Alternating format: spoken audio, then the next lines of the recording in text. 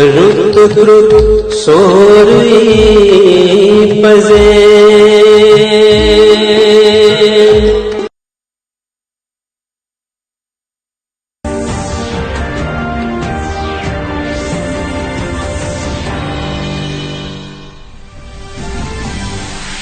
प्रधानमन्त्रिणा नरेन्द्र मोदिना रायसीना डायलॉग इत्यस्य षष्ठं संस्करणम् अस्ति समुद्घाटितम्। स्वीये सम्बोधने प्रधानमन्त्रिणा मोदिना मानवतां केन्द्रीकृत्य वैश्विक व्यवस्था विनिर्माणाय सन्दिष्टम्।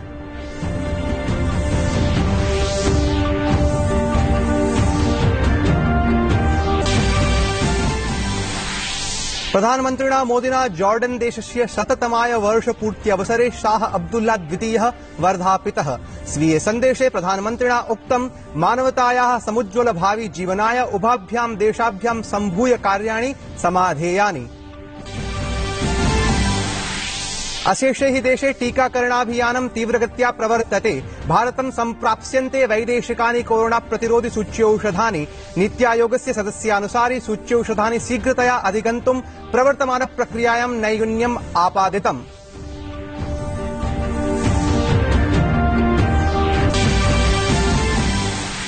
देशे 10 राज्येषु कोविड-19 संक्रमणं वर्तते गभीरावस्थायाम्।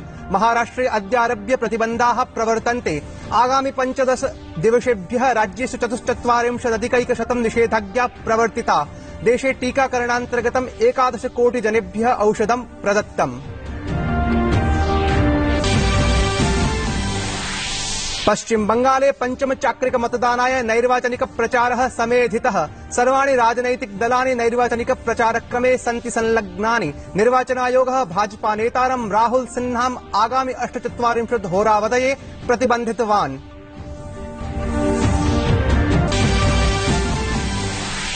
अपि च क्रीडावार्तासु इंग्लिश क्लब चेल्सी अपि च फ्रेंच दलेन पेरिस सेंट जर्मेन इत्यनेन च चैंपियंस लीग स्पर्धामालिकायाः उपान्त्यचक्रे स्थानम् अधिगतम्।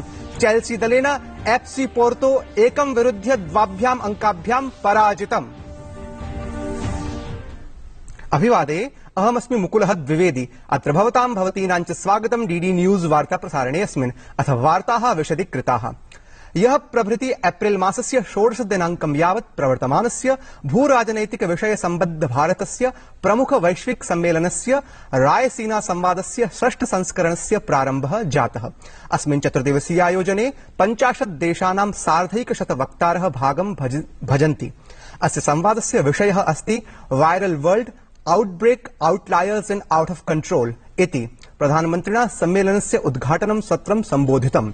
तेन उद्घुष्टं यत् कोरोना महामारी अस्याः प्रभावाश्च वैश्विक नेतॄणां समक्षे वैश्विक व्यवस्थां मानसिकतां च पुनः स्थापयितुम् उत्कृष्टावसरं प्रदत्तवन्तः।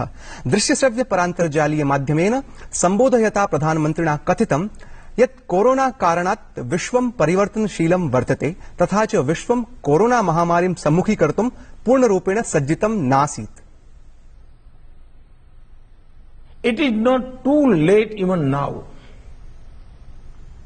The mistakes and misdeeds of the past 7 decades need not constrain our thinking for the future.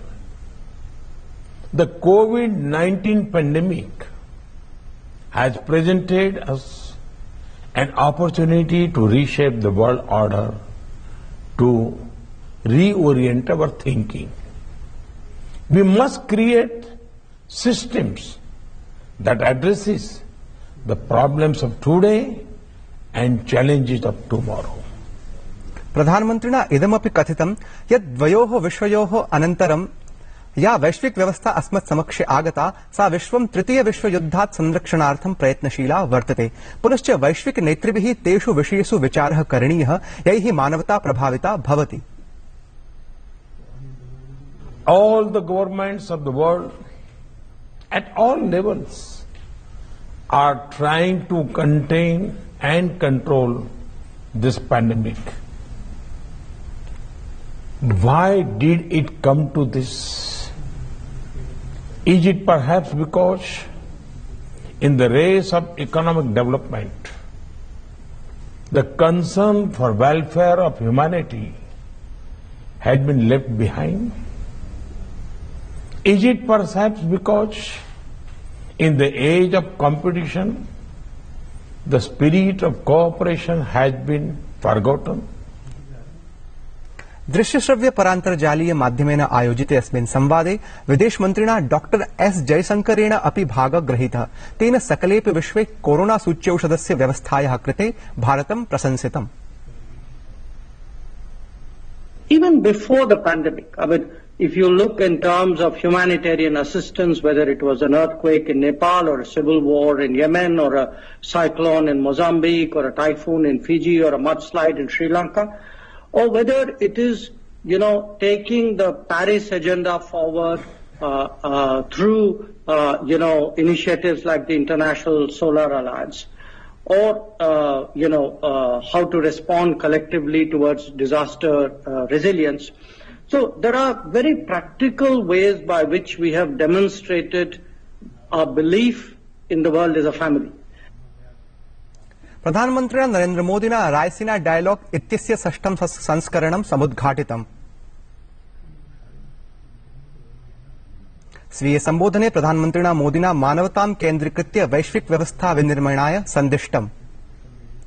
प्रधानमन्त्रिणा जॉर्डन वैश्विक सन्तुलनस्य प्रतीकत्वेन उररीकृतः। श्रीमोदिना शाह अब्दुल्ला द्वितीयस्य नेतृत्वः अरि प्रशंसितः। शाह अब्दुल्ला इत्यस्य नेतृत्वे जॉर्डन स्थायी विकासाय समावेशी विकासाय च साफल्येन अग्रे वरिवर्धितः।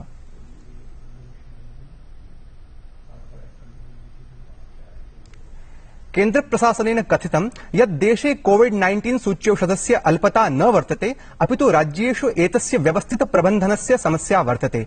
केन्द्रीय स्वास्थ्य मन्त्रालयस्य सचिवेन राजेश भूषणेन राज्यानि याचितानि यत् तैः विभिन्नापूर्ति शृङ्खलासु सूच्यौषधस्य उपलब्धतायाः समीक्षा करणीया, आवश्यकतानुगुणम् आपूर्तेः उचित व्यवस्था अपि करणीया।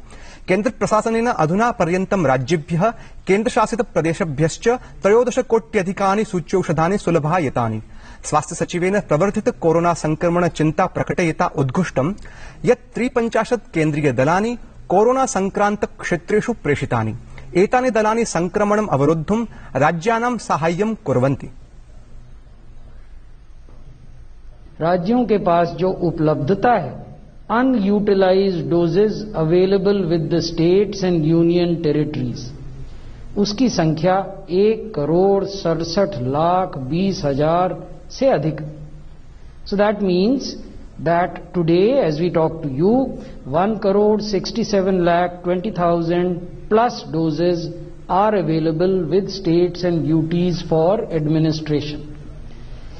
इस माह में यानी अभी से लेकर अप्रैल माह के अंत तक जो सप्लाई राज्य सरकारों को और संघ शासित क्षेत्रों को प्राप्त होगी वो 2,01,22,960 डोजेस की है। तो इससे ये स्पष्ट होता है कि समस्या बेहतर प्लानिंग की है, समस्या डोजेस के अभाव की नहीं है। नीति आयोगस्य सदस्यः डॉक्टर वी.के. पॉल इत्यमुना उद्घुष्टं यत् अन्यदेशीयानि कोरोना प्रतिरोधि सूच्यौषधानि अपि भारतेन सम्प्राप्स्यन्ते। प्रवर्तमान प्रक्रियायां नैयून्यम् आपादितं, येन हि शीघ्रमेव सूच्यौषधानि भारतं प्रति समागमिष्यन्ति। एकतः परीक्षणं विधास्यते, अपरतः टीकाकरणम् अपि प्रचलिष्यते। अनेन अमेरिकायाः Pfizer, Moderna, Johnson and Johnson इत्येतानि सूच्यौषधानि अपि भारतम् आगन्तुं शक्ष्यन्ति। बाहर के जो विदेश में बने हुए वैक्सीन हैं, अगर उनको यूएस के रेगुलेटर ने, यूके के रेगुलेटर ने, ईयू के रेगुलेटर ने और जापान के रेगुलेटर ने अप्रूव किया है या डब्ल्यूएचओ की इमरजेंसी यूज ऑथराइजेशन लिस्ट में इंक्लूड हो गया है, देन दैट और those vaccines are approved for use in India. A prior precondition of a clinical trial will not be applicable, and this is a provision for COVID-19 vaccines only under the special circumstances of the day of the pandemic related urgency that is prevailing in the country. भारते जवीयस्य गत्या corona रोग प्रतिरोधाय निर्णायक संघर्षाय च टीकाकरणाभियानं प्रवर्तमानम् अस्ति। लब्धसूचनानुसारं टीकाकरणानि 11 कोटिरप्यधिकानि अभवत्। टीकोत्सवान्तर्गतं विगत 3 दिवसेषु 1 कोटि संख्याकानि सूच्यौषधानि प्रदत्तानि। महाराष्ट्रे corona संक्रमणस्य विवर्धिते सति काठोर्येण प्रतिबन्धाः प्रवर्तिताः। राज्ये रात्रौ 8 वादनादारभ्य सञ्चारारोधः प्रवर्तितः। तत्रत्य मुख्यमन्त्रिणा एतत् उद्घोषितं यत् रोधः अयम् आगामि 15 दिनानि यावत् प्रवर्तयिष्यते। अस्मिन् अवधौ आवश्यक सेवाः यथावस्थमेव स्थास्यन्ति। सम्पूर्णे अपि राज्ये 44% निषेधाज्ञा अस्ति प्रवर्तिता। सार्वजनिक परिवहन सेवासु बस ट्रेन विमान सेवाः यथावस्थमेव स्थास्यन्ति। आवश्यक सेवाः अतिरिच्य सर्वाणि आपणानि, विपण्यः, विश्रामालयाः, व्यायामशालाः, क्रीडालयाश्च पिनद्धाः। धार्मिक स्थलानि, विद्यालयाः, महाविद्यालयाः, नीतिसंस्थानानि समेत्य अन्यानि आपणानि मे मासस्य 1 दिनाङ्कं यावत् पिहितानि सन्ति। फ्रांस देशीयः विदेशमन्त्री जियां वेस् ली द्रियां 5 दिवसीय भारत यात्रायां वर्तते। स्वयात्रायां प्रथमे दिवसे असौ विदेशमन्त्रिणा डॉक्टर एस जयशंकरेण सह मेलनम् अकरोत्। नेतृद्वयोर्मध्ये द्विपक्षीय क्षेत्रीय परस्पर हित सम्बद्ध विषयेषु परिचर्चा जाता। भारत फ्रांसयोर्मध्ये गतशताब्दस्य 98तम वर्षात् रणनीतिक सहभागिता अस्ति। अस्मिन्नवधौ नियमितरूपेण उच्चस्तरीय विचार विमर्शः, विभिन्न क्षेत्रेषु सहयोगश्च वरीवर्धितः। फ्रांस देशस्य विदेशमन्त्रिणः अस्याः यात्रायाः अनन्तरं व्यापार, रक्षा, जलवायु, प्रवासन, आवागमन, शिक्षा, स्वास्थ्य क्षेत्रेषु सहयोगः वर्धिष्यते इति आकल्यते। पश्चिम बंगाले प्रवर्तमाने विधानसभा निर्वाचने आचारसंहितोल्लंघनं समालक्ष्य निर्वाचनायोगः काठोर्यं सन्धारयति। भाजपा नेता राहुल सिंहः अपि 48 होरावधये नैर्वाचनिक प्रचारस्य प्रतिबन्धितः। अधुना असौ एप्रिल मासस्य 15 दिनाङ्के मध्याह्ने 12 वादनं यावत् निर्वाचन प्रचारं कर्तुम् अक्षमो जातः। अवधेयास्पदं वर्तते यत् आयोगेन इदं काठोर्यं स्वतः संज्ञानक्रमे अनुष्ठितम्। सममेव आयोग्यः पश्चिम बंगाल प्रदेशीयाध्यक्षं दिलीप घोषम् अपि पत्रमाध्यमेन पृष्टवान्। असौ आपत्तिजनक भाषणाय समाक्षिप्तो वर्तते।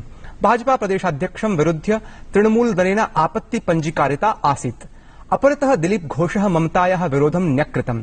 सः उक्तवान् यत् एतत् हि अव्यवस्था प्रसारणमात्रं प्रयासो वर्तते। अपि च संवैधानिक संस्थानानि विरुध्य एकस्य मुख्यमन्त्रिणः एतादृशी राजनीतिः नास्ति स्वीकार्या।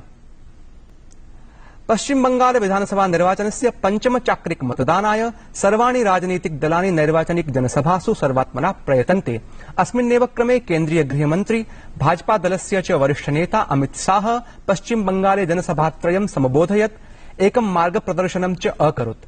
प्रथमम् असौ दार्जिलिंग नैर्वाचनिक क्षेत्रे निर्वाचनिक सभां समबोधयत्। श्री अमित शाह आक्षिप्तवान् यत् स्वतन्त्रतायाः प्राप्त्यनन्तरं कांग्रेस, कम्युनिस्ट, टीएमसी दलानि दार्जिलिंग क्षेत्रस्य विकासकार्याणि अवरोधयन्। सः नागराकाटा जनसभायां राज्ये अवैध प्रवेशविषयम् उद्तोलयत्। अपरतः भाजपा दलाध्यक्ष जगत प्रकाश नड्डा अपि यः पश्चिम बंगाले तीव्रगत्या नैर्वाचनिक प्रचारं विहितवान्। सः नदिया, वर्धमान, कटवा चेति क्षेत्रेषु मार्ग प्रदर्शनं कृतवान्। निर्वाचनायोगस्य प्रतिबन्धानन्तरं तृणमूलदलाध्यक्षा ममता बनर्जी बरासात इत्यत्र जनसभां सम्बोधितवती। अशेषे हि देशे अद्य भारतस्य संविधान निर्मातुः बाबा साहेब डॉक्टर भीमराव अम्बेडकरस्य जन्मजयन्ती हर्षोल्लासेन आमान्यते। डॉक्टर भीमरावः अत्यन्तजनानां कल्याणाय स्वीयं जीवनं समार्पयत्। सः शैक्षिक जगति महिलानां योगदानाय अपि समाजं प्रेरयत्। प्रधानमन्त्रिणा मोदिना तदीय जन्मदिवसं टीकोत्सवेन आमानयितुम् अस्ति समादिष्टम्। डॉक्टर भीमराव अम्बेडकरस्य जन्मजयन्त्यवसरे कृतज्ञराष्ट्रं तस्मै प्रणामाञ्जलिं समर्पयति। वार्ता संस्करणम् एतत् सम्पद्यते। अधुना अभिनव वार्ताभिः सह पुनः उपस्थास्यामः। भूयात् तावत् शुभं मङ्गलम्।